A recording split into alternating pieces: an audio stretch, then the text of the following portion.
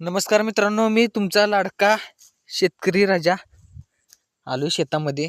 हे आमची लावण अशी बारीक बारीक बारीक माणसं म्हणायला लागल्यात काय मरतुंगडी लावून केलायस, पण मरतुंगडी लावलेल्या प्युअर लावून करायचं काम मित्रांनो मी करणार आहे.